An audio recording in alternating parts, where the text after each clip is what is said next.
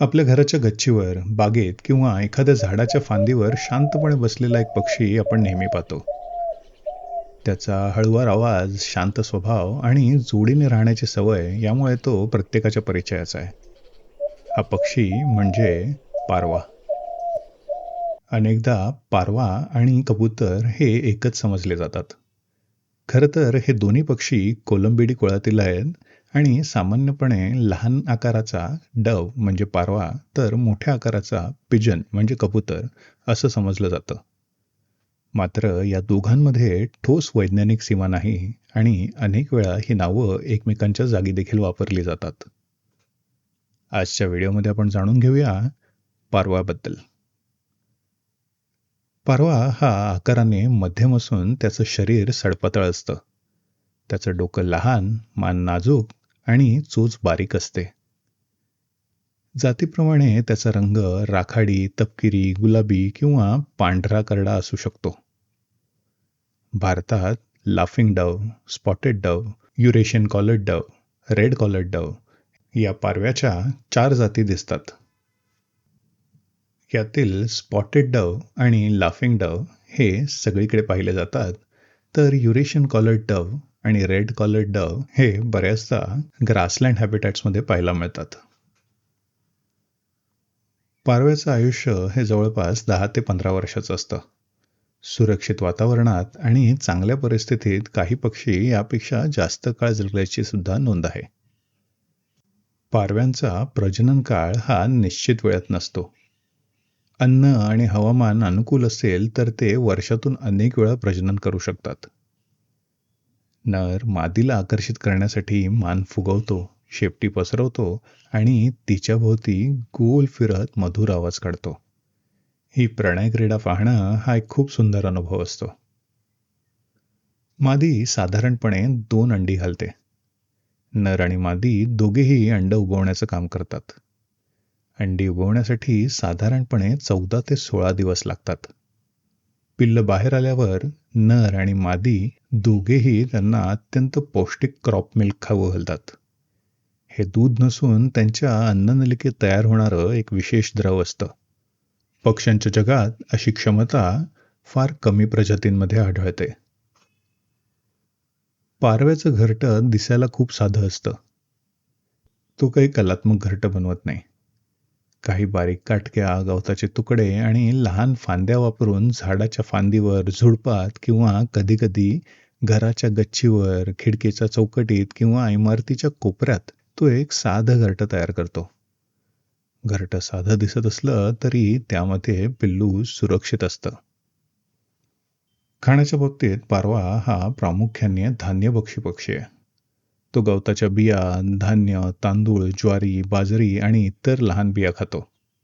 याशिवाय तो लहान फळं आणि कधीकधी छोटे कीटकही खातो, विशेषतः पिल्लांच्या वाढीच्या काळामध्ये. पारव्याचा आवाज हा मधुर आणि शांत असतो. हा असा त्याचा आवाज सकाळच्या शांत वातावरणात खूप सुखद वाटतो. हा आवाज मुख्यतः जोडीदाराशी संपर्क ठेवण्यासाठी आणि आपलं क्षेत्र दर्शवण्यासाठी वापरला जातो. या आवाजामुळेच यातल्या एका प्रजातीला लाफिंग डव म्हटलं जातं, कारण त्याचा आवाज हसल्यासारखा येतो. पर्यावरणात पारव्याची भूमिका खूप महत्त्वाची आहे. तो विविध वनस्पतींच्या बियांचा प्रसार करण्यास मदत करतो.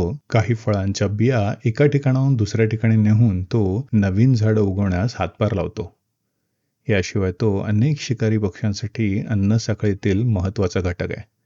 त्यामुळे परिसंस्थेचं संतुलन राखण्यासाठी त्याचं योगदान महत्त्वाचं आहे. पारव्याबाबत आणखीन एक महत्त्वाची गोष्ट ती म्हणजे तो आयुष्यभर एकाच जोडीदारासोबत राहतो. पक्षी जगतामध्ये हे खूप कमी प्रजातींमध्ये आढळतं. त्यामुळे अनेक संस्कृतींमध्ये पारवा हा प्रेम, निष्ठा आणि शांततेचं प्रतीक मानला जातो.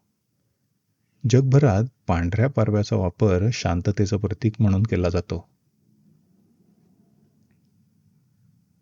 पारव्याची दिशा ओळखण्याची क्षमता देखील विलक्षण असते.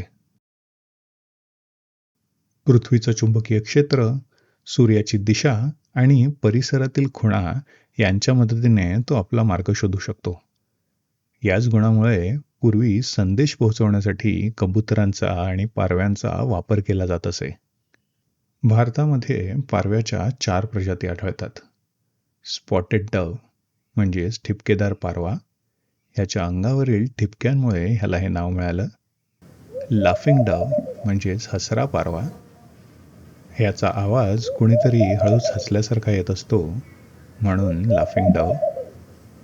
युरेशियन कॉलर्ड डव, ह्याच्या गळ्यावरील रंगामुळे ह्याच्या पानेवरती कॉलर असल्यासारखं वाटतं म्हणून कॉलर्ड डव. तर रेड कॉलर्ड डव, यामध्ये कॉलर रेड नसते तर हा डव रेड असतो आणि त्याला कॉलर असते म्हणून याचं नाव रेड कॉलर्ड डव. तर हा होता आपल्या आजूबाजूला सहज दिसणारा पण अत्यंत महत्त्वाचा पक्षी पारवा.